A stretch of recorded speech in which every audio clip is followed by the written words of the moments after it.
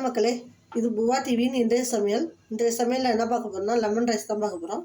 Lemon ரைஸ்க்கு தேவையான பொருள் லெமன், இஞ்சி, பச்சை மிளகாய், எலுமிச்சை பழத்தை புழிஞ்சு எடுத்துகிட்டு வந்துடுவோம். பச்சை மிளகாய் இஞ்சி அரிஞ்சு எடுத்துகிட்டு வந்துடுவோம். இப்போ லெமனை புழிஞ்சு வடிகட்டி வச்சுட்டோம். இஞ்சி அரிஞ்சிட்டு வந்துட்டோம், பச்சை மிளகாய் அரிஞ்சிட்டு வந்துட்டோம், கொத்தமல்லி, கருவேப்பிலை எல்லாம் ரெடியாக எடுத்துகிட்டு வந்துட்டோம். தாளிக்கிறதுக்கு என்னென்ன வேணும்னு பார்ப்போம். கடுகு, வெள்ளை உளுந்து, கடலைப்பருப்பு, காஞ்ச மிளகாய், தேவையான உப்பு, மஞ்சத்தூள், இதை வச்சு தான் நம்ம தாளிக்க போகிறோம். இப்போ சாதம் ஏற்கனவே குக்கரில் வச்சு வடித்து வச்சுட்டேன். இப்போ இதை ஆற வச்சு நல்லெண்ணெய் ஊற்றி ஆற வைக்கணும். நல்லெண்ணெய் ஊற்றி ஆற வைப்பேன், அப்போ தான் சாதம் உதிராக இருக்கும். நீங்கள் குக்கரில் வைக்கிறத விட சாதத்தை வடிச்சிங்கன்னா இன்னும் உதிராக இருக்கும். இப்போ இதை நம்ம ஆற வச்சுருவோம் ஃபேன் காற்றுல. இப்போ நம்ம அடுப்பில் வானலை வச்சு அடுப்பு பற்ற வச்சுட்டோம். வானல் சூடு வந்துடுச்சு. இப்போ எண்ணெய் ஊற்றிப்போம். நம்ம எப்பயுமே லெமன் சாதம் புளி சாதத்துக்குன்னா நல்லெண்ணெய் ஊற்றினா டேஸ்ட்டாக இருக்குங்க, வாசமாகவும் இருக்கும். எண்ணெய் ஊற்றிருக்கோம். எண்ணெய் காஞ்சதுக்கப்புறம் கடுகு போட்டுப்போம். கடுகு, வெள்ளை உளுந்தையும் காயில்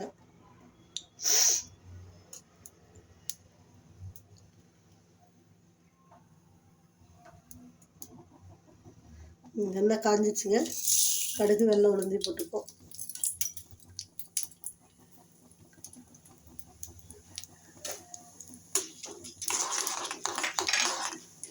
அடுப்பை சிம்லேயே வச்சுக்கிங்க.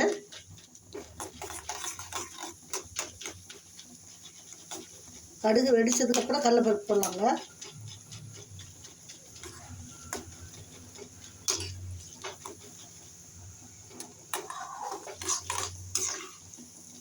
எனக்கு முழு உளுந்து போட்டால் வெள்ளை உளுந்து பிடிக்குங்க, அதனால முழு உளுந்து போட்டுருக்கேன்.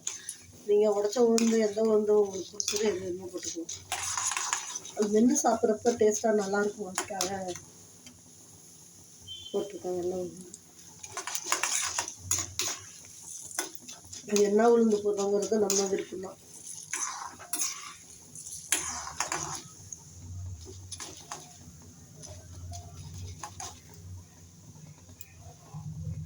கடுகு வெடிக்கட்டும்.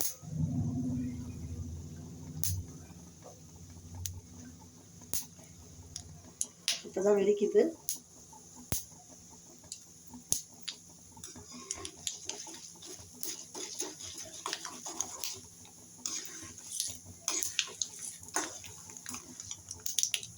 கடுகு வெடிக்குதுங்க. இப்போ நம்ம இந்த கடலைப்பருப்பு போட்டுப்போம்.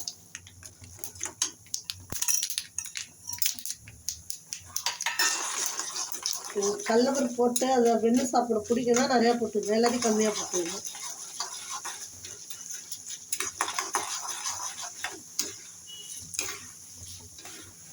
போட்டாச்சுங்க கடலைப்பருப்பு.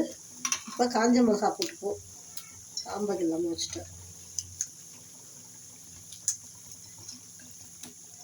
கடலைப்பருப்பு சவுக்குதுங்க, ரொம்ப கருத்துடக்கூடாது. அந்த சவுண்டு வரும்போதே போட்டோம்னா அப்போ தான் சாதத்தில் பார்க்க நல்லாயிருக்கும். காஞ்ச மிளகா இந்த ஸ்டேஜ்லேயே நம்ம இஞ்சி, பச்சை மிளகாவையும் போட்டுப்போம்.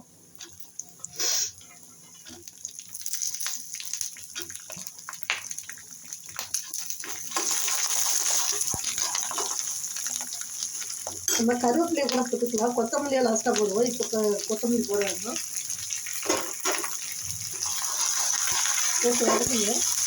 இதுக்கு பெருங்காயம் தேவை இல்லைங்க, அப்புறம் லெமன் வாசத்தை எடுத்துடும். லெமன் வாசம் இருக்காது சாதத்தில், அதனால் பெருங்காயம் தேவையில்லை இந்த சாதத்துக்கு. புளி சாதமாக இருந்தால் பெருங்காயம் போடலாம், இதுக்கு பெருங்காயம் போட தேவையில்லை. அந்த இஞ்சியும் லெமன் வாசமும் சேர்ந்து செம்மையாக இருக்குங்க. பெருங்காயம் போட்டிங்கன்னா அந்த வாசத்தை எடுத்துடும்.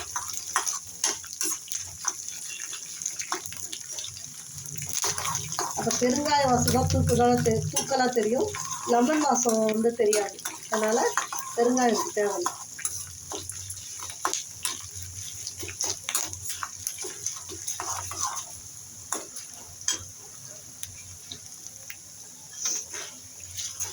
போதுங்க. இந்த ஸ்டேஜில் லெமன் ஜூஸ் புழிஞ்சு வச்சுருக்கோம்ல, ஒரு 5 லெமன் ஜூஸ் புழிஞ்சு வச்சுருக்கோம்.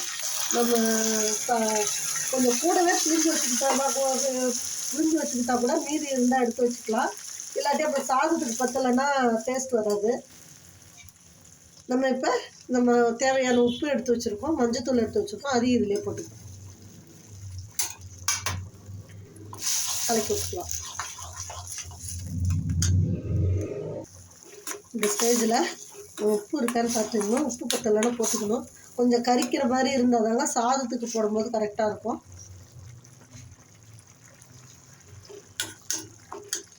நான் சாதம் வந்து ஒரு 400 கிராம் அரிசி வடிச்சிருக்கேங்க. அதாவது காப்பி குடிக்கிற டம்ளர், பெரிய டம்ளரில் 2 டம்ளர் சாதம் வடித்து வச்சுருக்கேன். நம்ம இந்த சாறு வந்து உப்பு கரிச்சாதான் சாதத்தில் கரெக்டாக இருக்கும். உப்பு கொஞ்சம் கம்மியாக இருந்தது, அதனால் திரும்ப நான் இந்த அளவு உப்பு போட்டுக்கிறேன். இந்த ஸ்டேஜில் நம்ம கொத்தமல்லியுமே போட்டுக்கலாங்க.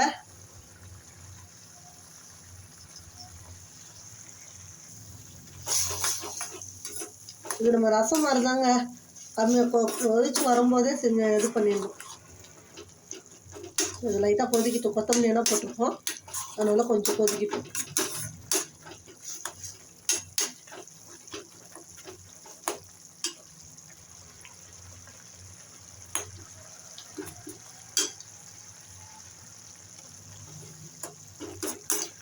நான் 2 டம்ளர் சாதத்துக்கு 5 எலுமிச்சம்பழம் புழிஞ்சு வச்சுருக்கேங்க. நம்ம சாறு இருந்தால் கூட எடுத்து வச்சுக்கலாம். சாதம் மீந்தா கொண்டா அதில் கூட நம்ம மறுநாள் கூட செஞ்சு வச்சுக்கலாம். ஏன்னா திரும்ப இதே டேஸ்ட்டுக்கு நம்மளால் சாறு புழிஞ்சு செய்ய முடியாதுல்ல, அதனால் கொஞ்சம் கூடவே செஞ்சுவிங்க. சாதத்துக்கு கரெக்டாக இருந்தாலும் ஓகே, பத்தலைனாலும் நம்ம போட்டுக்கலாம். இப்போ இது கொதி வந்துடுச்சு, போதுங்க, நிறுத்திடலாம். இப்போ சாதத்தில் போட்டு கிளறிடலாம். இப்போ இதை நம்ம சாதத்தில் ஊற்றி கிளறுவோங்க. கொஞ்சம் கொஞ்சமாக கிளறுவோம்.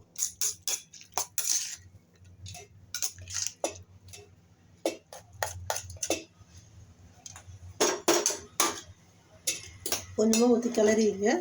பத்தலைன்னா ஊற்றிக்கலாம். நல்லெண்ணெய் ஊற்றி வைக்கிறதுனால நல்லா உதிராக வருங்க சாதம். நல்லெண்ணெய் ஊற்றி ஒரு ஃபேஷன் இருந்தால் கூட அதில் நம்ம ஆற வச்சிடலாம். நான் அப்படியே இதுலேயே ஆற வச்சுட்டேன். ஃபேஷனாக இருந்தால் இன்னும் நல்லாயிருக்கும் கிளறதுக்கு. ஃபேஷன் இல்லை, பேசின்.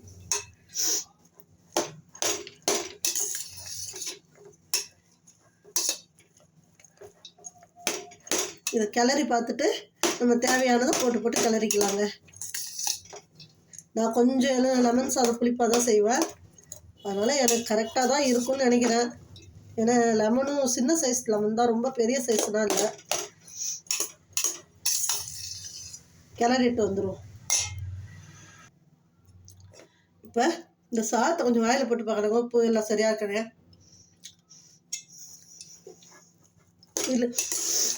இது பத்தலைங்க, நம்ம அந்த சாரியும் போட்டால் கரெக்டாக இருக்கும். அதையும் நம்ம எல்லாத்தையும் போட்டுருவோம். நான் சாதம் வடிச்சோடனே கொஞ்சோண்டு எடுத்து வச்சுட்டேங்க. ஏன்னா இது சாறு கூட இருந்தால் கூட புளிப்பாக இருந்தால் நம்ம போட்டுக்கலாம், கொண்டுக்கலாம். இல்லாட்டி தயிர் போட்டு கூட சாப்பிட்டுக்கலாம். அதனால் வெள்ளை சாதம் கொஞ்சோண்டு எடுத்து வச்சுட்டேன். நம்ம இதை கிளறி பார்ப்போம். புளிப்பாக இருந்தால் வெள்ளை சாதம் கொஞ்சம் போட்டு கிளறிக்கலாம்.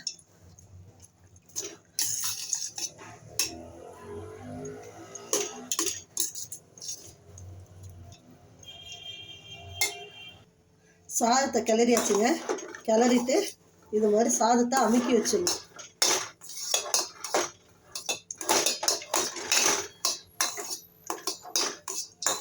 இது மாதிரி அமுக்கி வச்சிடணும்.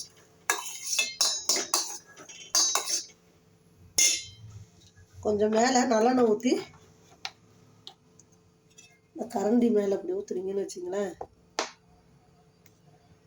இப்படி ஊற்றணும். மேலே தடவி வச்சிடணும். தடவி வச்சுட்டு செஞ்ச உடனே சாப்பிடாதீங்க. குறைச்சலாம் ஒரு மணி நேரம் ஆச்சும் அந்த சாதம் அது ஊறினா தான் அந்த லெமன்னா அந்த சாதத்துக்குள்ளே ஏறி நல்லா உப்பெண்ணெய் ஏறி நல்லா டேஸ்ட்டாக செமையாக இருக்குங்க. அவ்வளோதான், நம்ம செஞ்சாச்சு. இது மூடி வச்சுருவோம். நம்ம லெமன் ரைஸ், உளுந்து துவையல், கருப்பு உளுந்து துவையல் ரெடிங்க. செஞ்சு சாப்பிட்டு பார்த்து எப்படி இருக்குன்னு சொல்லுங்கள். வணக்கம் மக்களே, நன்றி.